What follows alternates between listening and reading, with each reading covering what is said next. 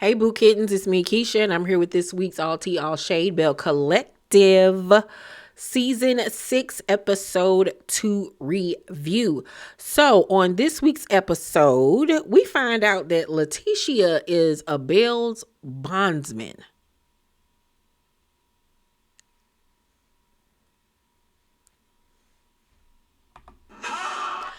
Where the fuck that come from? So confused. So confused. This girl got like 95 jobs. But anywho, so she links up with Carrie,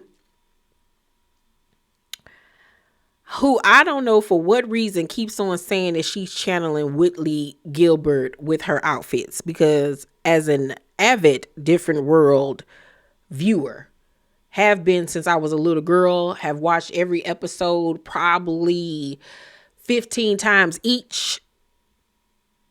Whitley Gilbert would never wear anything that I've seen you wear on this show. Okay. Whitley had taste. Whitley was that girl. A lot of the stuff that Whitley Gilbert wore back then, you can still wear right now and be T, ma'am. Carrie, you look a mess. I'm sorry, you look a mess. You think that you hot stuff because I guess you come from the big city or whatever, or you lived in the big city for quite some time. But baby, you look a fool, okay? I need for you to, you look a mess. And somebody got to tell you. So they sit down and talk, and Carrie says that Marie's party was very Jackson. And I'm just looking at her and this pompadour hairstyle that she got, and I'm looking like, well, if her party was very Jackson, your look is very Tuscaloosa, Alabama, where my people from. Like, Carrie, you look country as okay? Country. Your outfit look like you got it from Dress Barn, ma'am. Like, no. Tisha dressed better than you.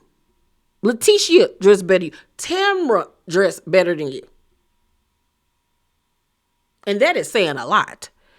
So Lateshia says that she's having an event to announce the return of her brunches. She's going on tour with it, child. Gotta say, I think that Letitia's makeup in this scene was really pretty. I love that red lip on her. She finally getting her eyebrows together. Progress is being made. Progress is being made. The wigs still look like they sitting on a shelf. But progress is being made. Even with her clothes this season. I'm loving these suits that she's wearing. They actually look like they fit. She don't look like a stuffed turkey anymore. Progress is being made. I'm going to give her, her A's, her 10s where they need to be. So Marie is in the office talking to Essie, who says that her health is doing good, but she still has to have a lung transplant. God bless her soul. God bless her. So Marie says that she is ready to retire from the home healthcare, mental health industry, whatever it is that she do. And Essie was like, nope, not yet. Give me one more year because nobody can do your job. Nobody's going to do it as good as you. But Marie is tired. Okay, she's tired. She want to live her life. And Essie was like, I mean, if you would stop trying to juggle all these men's, then maybe you wouldn't be so tired. And Marie was looking like, I know you didn't. I know you didn't. Sheridan, got to call you back. So Marie says that she actually does like Martin. She really do like him. She said that, she was really getting to know him, spending time with him. We see them on jet skis together and everything. And I know that a lot of people thought that their relationship was fake and that she was just doing it for cameras. I don't think that it was for cameras. I really honestly don't. I think that she met a man that treated her nicely and she was enjoying that time. Yes, he was very opposite from probably what she usually dates, which is a black man. But let's be honest. Martin and Cedric got the same undertones.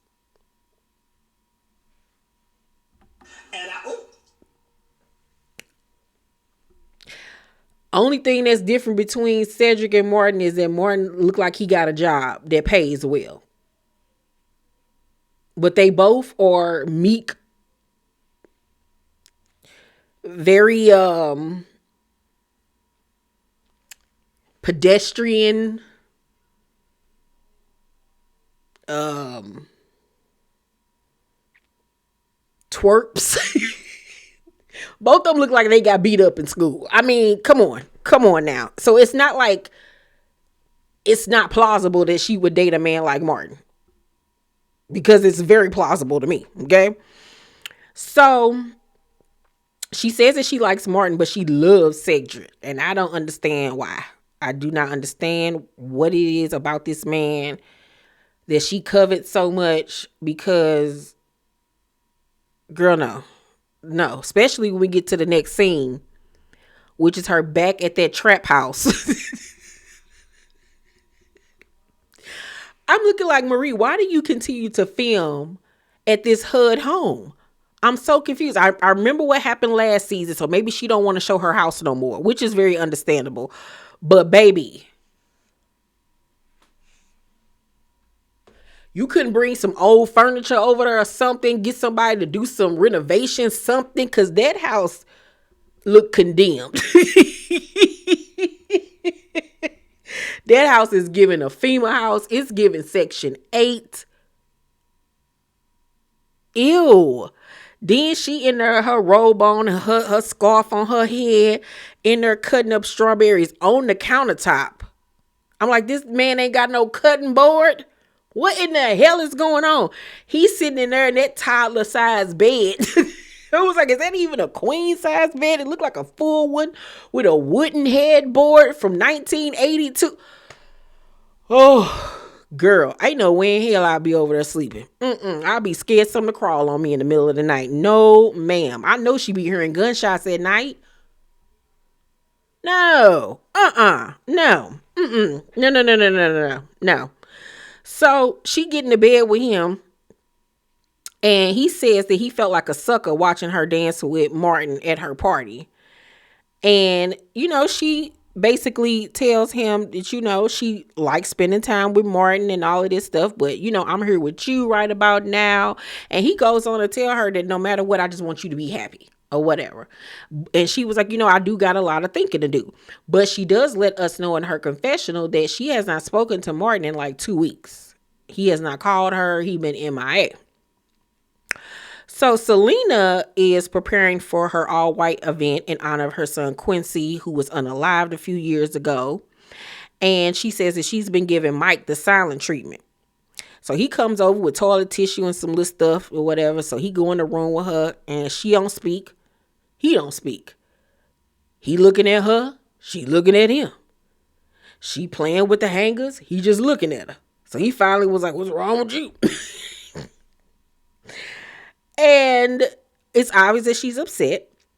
And she says, you was out of town and didn't answer your phone the whole time. Remember, he went on an unexpected work trip or something.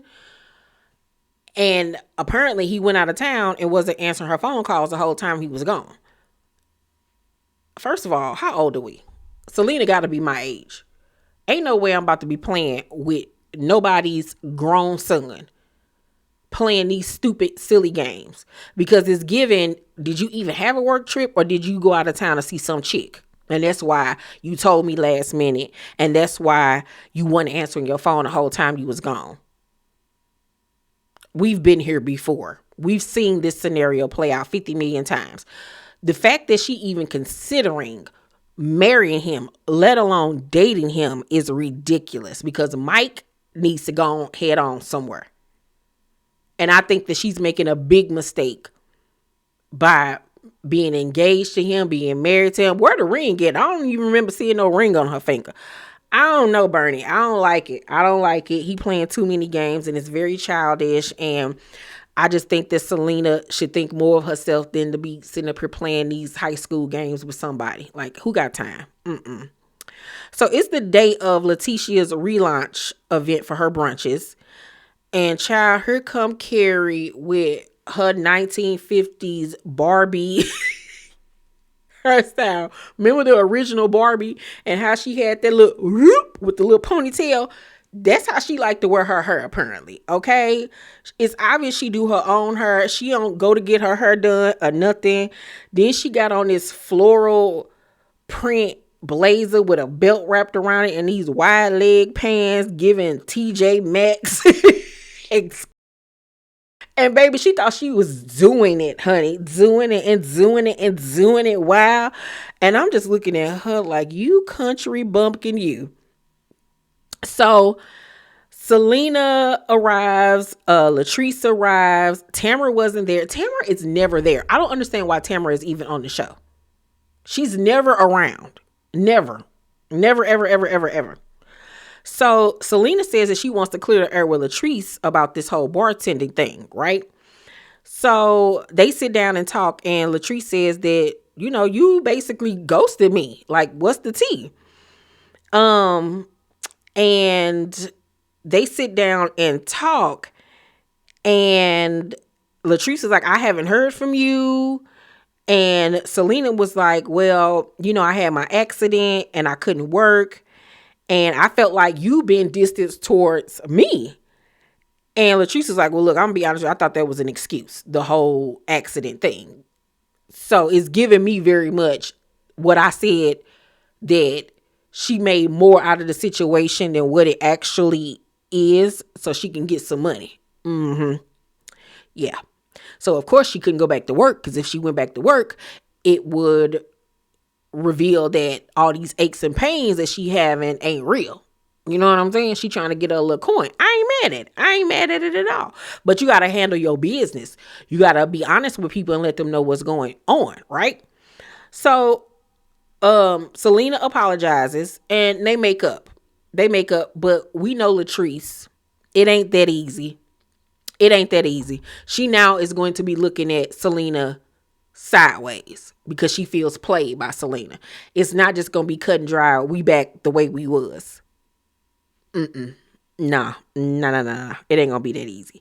So Marie arrives late, dressed in this silver top and this, I don't know if it was a skirt, but it kind of had like the gray, dirty washed denim at the top, and then the bottom of the skirt was like the silver lame or whatever. And then she had her hair in these bantu knots with baby hair. I don't know what the fuck was going on. She looked like some aluminum foil. She looked a mess. Okay, she looked a mess. I did not like the outfit at all. But here go Carrie Thompson. You on the spaceship navigating. You got on your little spaceship outfit now. And you could tell Marie heard her, but didn't really hear her. So she didn't give her no pressure right then and there. So everybody asking Marie about her birthday party and her having her 2 men or whatever. And so she was like, why everybody all up in my business? Let me ask this question. Who here has experienced infidelity in their marriage? And everybody kind of looking like,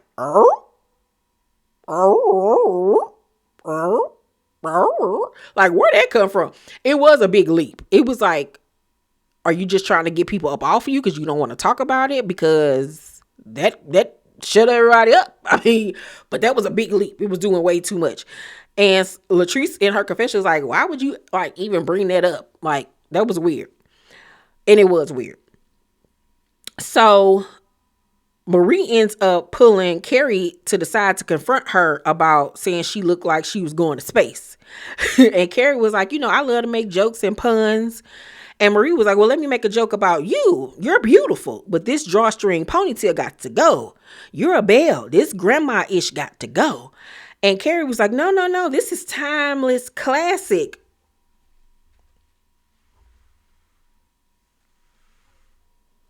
What? Timeless classic where, ma'am? So Marie was like, it's giving Sunday morning worship. And it was. So they end up having a pose off in the window. They're looking at themselves through the reflection in the window, having a pose off, child. And I'm looking at both of them like, y'all both look a fool.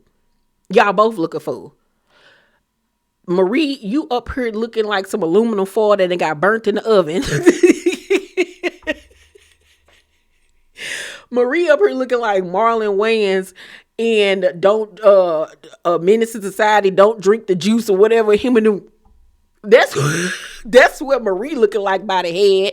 She looked a mess. And here you got little Whitley Gilbert Jr. child looking like Blanche Devereaux or one of the Golden Girls. Like, I could have sworn my grandmama had a suit like that. Like, girl, Carrie, you look a mess. You can't dress for shit. You can't dress for shit. Everything you wear that I've seen thus far look like it came off of somebody's clearance rack at a TJ Maxx, a Kohl's, a Marshall's. Yeah, that's what you're giving, ma'am. It doesn't even give expensive, classic, timeless. It's giving old. Yeah. So Selena invites them to her event.